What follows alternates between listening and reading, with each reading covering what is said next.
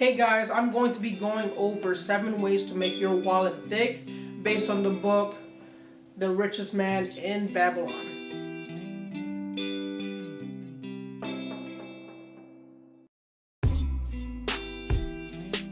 For every income that you get, you want to save at least 10%.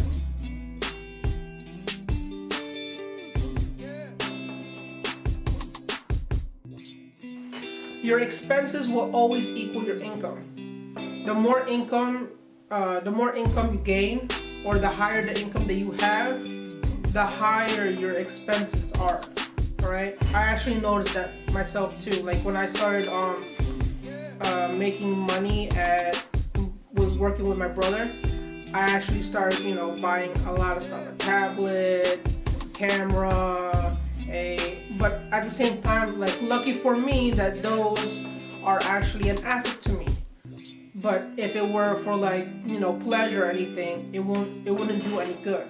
So it's just expense, you know what I mean? But lucky for myself, I'm actually using the camera for business. I'm actually using my laptop, my phone for business. So you want to spend money wisely on necessary things with your remaining income after you save yourself at least 10% of your income. All right, you want to stay on budget, and you don't want to touch that 10% saved, because if you touch that 10%, then you have nothing left over. That 10% is, for right now, okay, can either be used as an emergency. Not a lot of people have emergency money, but yeah, you can actually keep that 10% for when there's a time that you need it for emergency, or when there's a big opportunity that comes along in your life that you're able to invest that money to make more.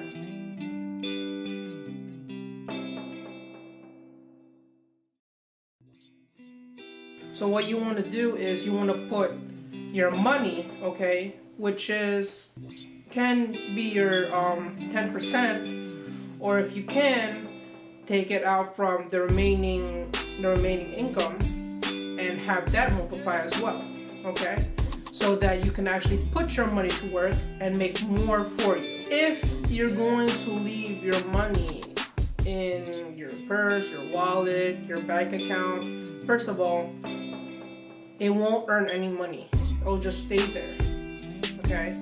And eventually, some people, they get hot hands and they take it out from their savings account anyway, take it out from their pocket anyway, and spend it anyway.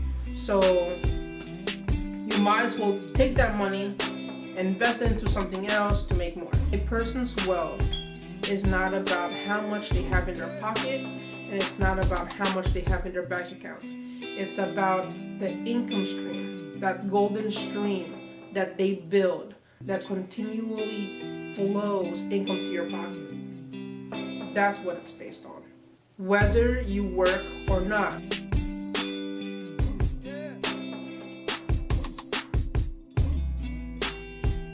So to guard your money from loss, okay, I know every investment, it has some sort of risk, and when there's risk involved, you want to reduce as much risk as possible so that there's a potential gain instead of a potential loss. Make sure that you study every investment carefully and clearly before investing at all.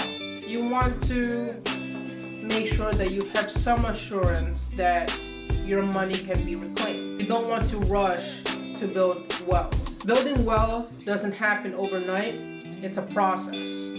Not only is it a process with working hard and working smart especially, it is also a process of your mindset.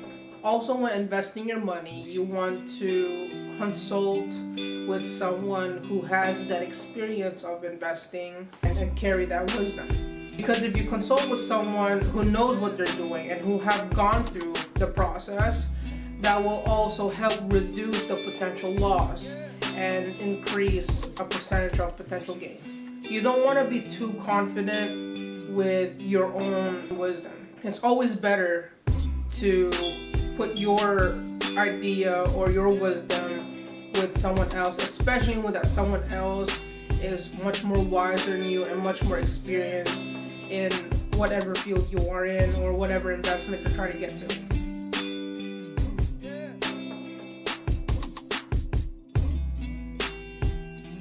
The money lenders like to consider people with the desires of looking for shelter and land for their families. And basically, the difference between owning your own home and owning, a rental property is the fact the rental property with taxes, it always raises every month. As for owning your own home, the only thing you have to pay are the taxes after your home is all paid out. But when you're renting, the money that you pay every month, it doesn't reduce your debt in anything, or it doesn't deduct from anything, versus making a monthly payment on your mortgage for your house. It actually deducts from the total cost of your house. So meaning to say, as you pay off your mortgage, the less debt you're in, and over time your house will be paid for, and the only thing you'll have to pay are the taxes. When your house is paid in full and all you have to pay for are the taxes, your living cost will reduce and your income will be even more available for future investments and pleasures.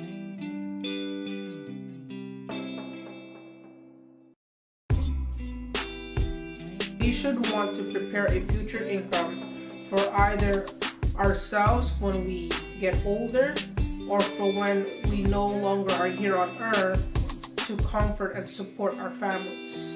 We should plan for future investments to endure safely for many years, but be available at the time that we need it, or available when the time comes.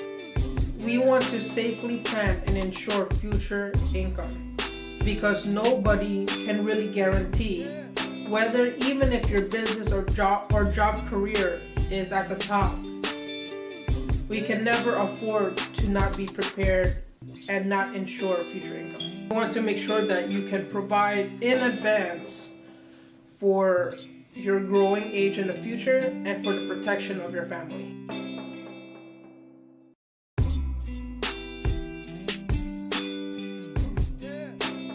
Increasing your ability to earn, that means, investing, okay?